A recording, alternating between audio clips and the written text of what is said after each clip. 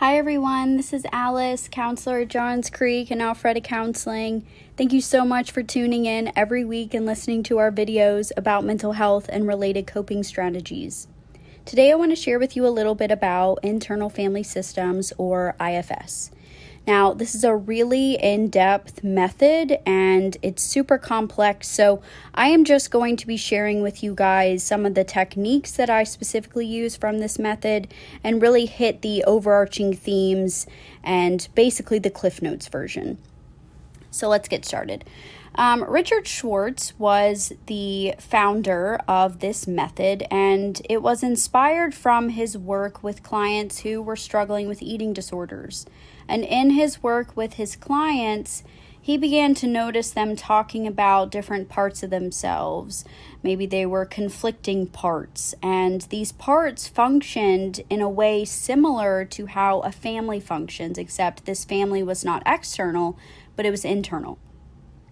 And so IFS talks about these parts and references them in the use of metaphors. So there are three main parts that I will discuss here, and then I'm also going to use the metaphor to describe them. So we'll start with the first part. The first part is the manager. This part tries to manage the entire system or internal family and wants to ward off any unfavorable emotion or experience happening in one's environment. Okay, so that's the first part. And then we have the firefighter. This is the second part. This is the part that goes into high action after an exile has been activated. And this part swoops in and tries to calm down the exile or comes to the aid of the rest of the system. So as you notice, I use the word exile. And so what does that mean?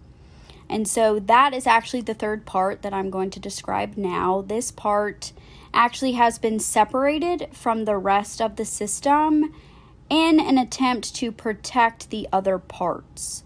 The managers and firefighters tried to keep the exile suppressed and keep it down from reaching consciousness. This is a young part. It's a childhood part that is usually in a lot of pain, that's resulting from some sort of trauma or difficult experience. Okay, so those are the three main parts: the manager, firefighter, exile.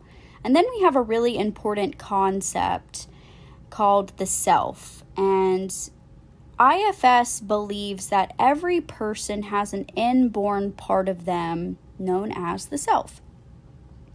The self, this concept, it's very calm, it's even, it's steady, confident, it's very grounded, curious, and also overall connected within the system. And so the self, it's like the captain of a ship, okay? It leads the other parts.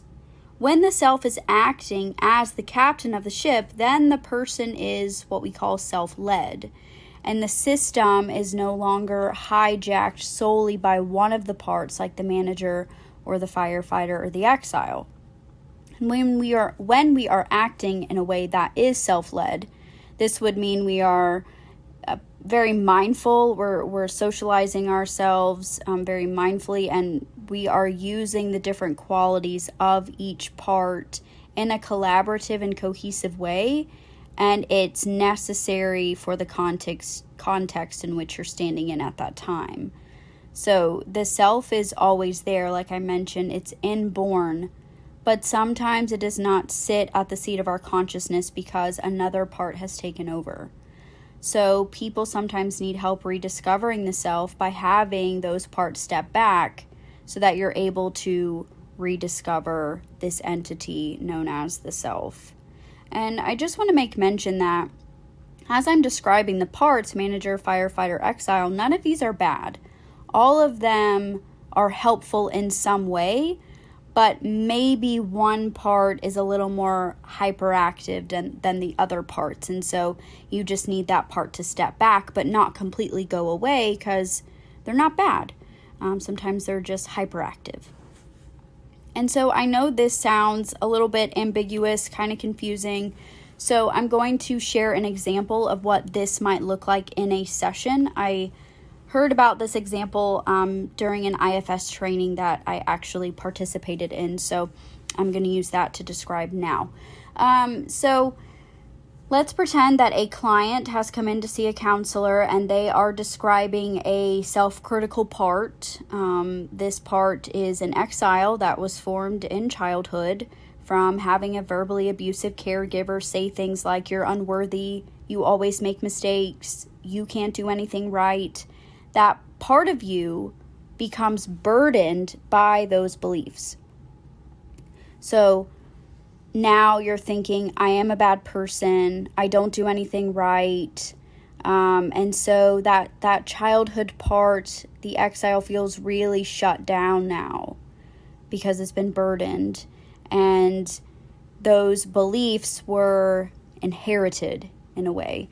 And so because that part feels that way, the other parts don't want to be connected to it anymore because it doesn't feel good to feel shut down or feel lots of shame. And it can almost feel like reliving the trauma. So the other parts, for protection, move away from it. And so these parts that I'm referring to are managers and firefighters. And so they try to really come to the aid of the rest of the system so that this person doesn't have to feel shut down or feel that shame. So a part like a manager might come in and say, okay, now we're going to act perfectly all the time. Because if we have a perfect part of ourselves come in, then that will keep us safe. Because if we're perfect, then that won't set us up to be, talked down to. We won't be told things like you're not good enough. You never do things right. And so if we're perfect, we can escape the scrutiny from someone else.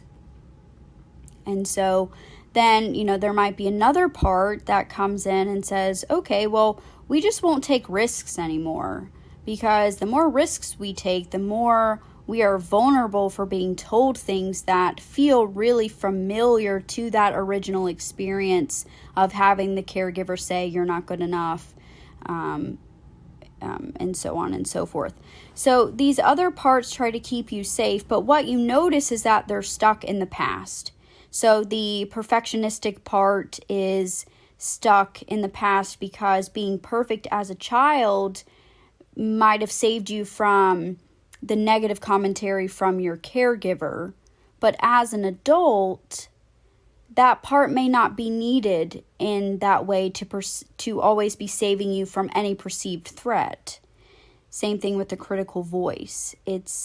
That part might have served you well as a child, but maybe it's not serving you anymore as an adult. And so in therapy, it's all about getting to know these different parts and unblending the parts and understanding how you feel about the part, work to understand what the part needs. It's ultimately a way to build a healthier attachment with the self and heal interpersonal wounds and care for the parts the same way a caregiver does for a child. As I mentioned earlier, this is just the basics of IFS, and maybe as you're listening to this, you're noticing you have some exiled parts that need healing. Or maybe you simply wish to come in and talk to someone about your internal life and the different parts of your psychological world. And if so, we would love to walk alongside you on your healing journey. And as always, please don't forget to click the notification bell and stay tuned for more weekly videos coming your way. I wish you strength and peace on your healing journey toward wellness.